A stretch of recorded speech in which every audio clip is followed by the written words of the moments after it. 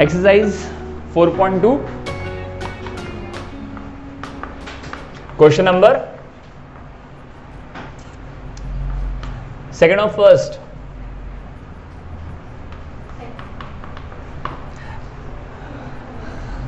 That is 2x square plus x minus 6 equals to 0। और काम क्या करना है?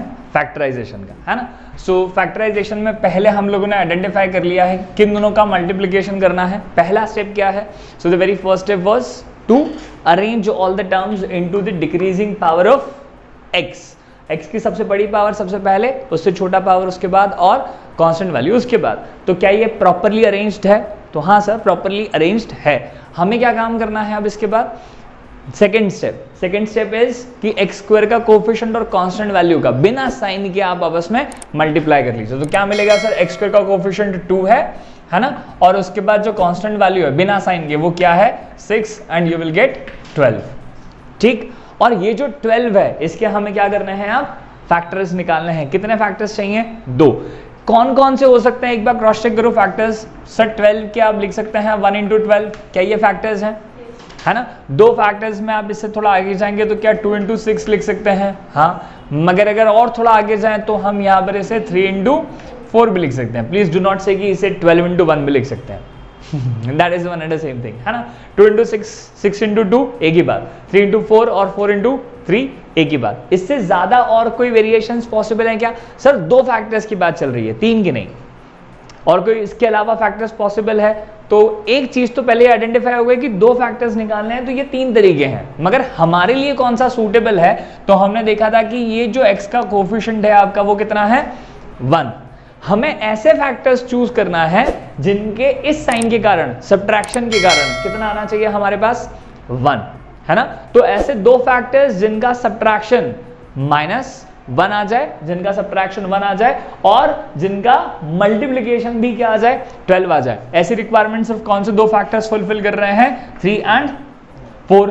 सो क्या लिखा जाए? सर इस 1 को हम लोगों ने क्या लिखा है? That is 4 - 3 into x - 6 equals to 0। कोई दिक्कत वाली बात? क्या कंफ्यूजन था इसमें? क्या ये नहीं समझ में आया? क्या ये आइडेंटिफाई करना पहले जरूरी है?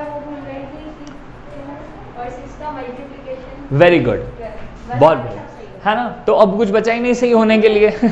बाकी सब गलत है फिर, है ना। सो 12 के हमने क्या किए?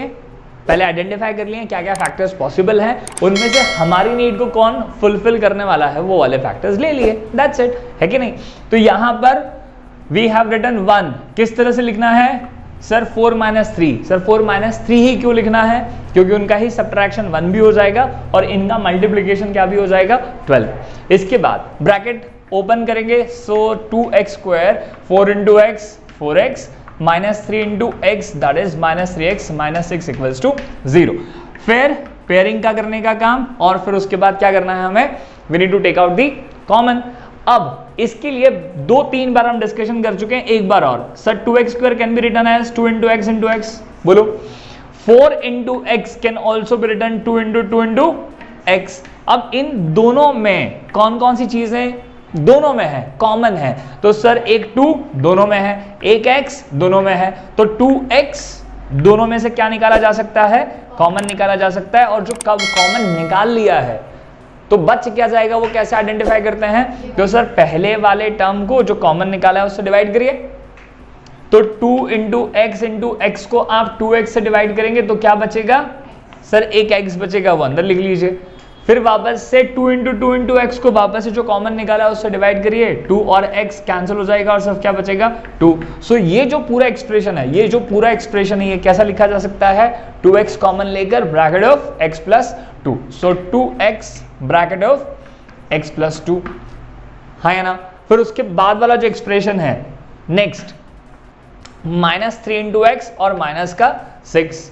तो अगर आप ध्यान से देखें तो क्या इसे -3 into x और इसे हम -3 into 2 ऐसा लिख सकते हैं। अगर थोड़ा कंफ्यूजन हो तो इस माइनस को आप क्या बना लीजिए? -1 into 3 और इसे क्या लिख लीजिए? देखिए जरा -1 into 3 into 2 और आसान हो जाएगा। -1 into 3 into x, -1 into 3 into 2। तो दोनों में से अब क्या कॉमन निकाला जा सकता है? सर -1 भी दोनों में है और 3 भी दोनों में है, मतलब दोनों में क्या है? -3 है। सो -3 अगर आपने बाहर निकाला तो यहां बचने वाला है x, यहां से -3 मतलब -1 और 3 बाहर आ गया, क्या बचेगा यहां पर? Plus of 2। So this complete should written as -3 of x plus 2 equals to 0। ये जब आपने यहां से इस लेवल पर आ गए हैं, ले आए हैं, तो क्या चेक करते हैं हम लोग कि ये जो दोनों में से आपने कॉमन निकालने के बाद जो बचे हुए टर्म्स हैं वो कैसे होने चाहिए? सेम। अगर ये सेम नहीं बच रहे हैं मतलब हमने कुछ ना कुछ गलती कर दी, कॉमन निकालने में गलती हुई है, हाँ या ना? और अगर ये दोनों सेम निकल रहे हैं मतलब सब बढ़िया चल रहा है। बस क्या करना है इसके बाद वापस से, we need to consider this as the first term, this is the second term, और दोनों में से फिर अब वापस से क्या कॉमन निकल आएगा? जो दोनों में है। दोनों में क्या है देखो जरा, ये 2 इंटू एक्स प्लस 2 है, ये 3 इंटू एक्स प्लस 2 है, तो दोनों में क्या अवेलेबल है? सर x प्लस 2 दोनों में है, इसमें से बचेगा 2x, इसमें से बचेगा -3 इक्वल्स टू 0, हाँ या ना? और फिर दोनों को एक एक करके 0 के इक्वल इक्वेट करना है। क्यों इक्वेट करना है? अपने को पता हो गया कि सर दो वैल्यूज का अगर प्रोडक्ट 0 है, मल्टीप्लीकेशन 0 है, तो कंपल्सरीली दोनों में से कम एक एक या पॉसिबली दोनों क्या हो? 0 के बराबर हो। हेंस पहले x प्लस 2 को 0 के इक्वेट कर रहे हैं और फिर उसके बाद 2x माइनस 3 को भी 0 के इक्वेट कर रहे हैं, हाँ या ना? और जब x प्लस 2 को 0 के इक्वेट करेंगे तो x will be given as -2, और अगर 2x माइनस 3 को 0 के इक्वेट करेंगे तो it will be given as 2x equals to 3। 3 उधर जाके नेगेटिव हो जाएगा, पॉजिटिव, और x इक्वल्स टू क्या निकल कर आ जाएगा? 3/2, हाँ या ना? सो हेंस द फैक्टर्स की जीरोज, सिर्फ जीरोज निकालने, जीरोज थे। अगर कोई आपसे बोलता फैक्टर्स बता दो तो क्या बताते? x प्लस 2 और 2x माइनस 3, मगर पूछ क्या रहे हैं? जीरोज, तो क्या बताएंगे? So hence the zeros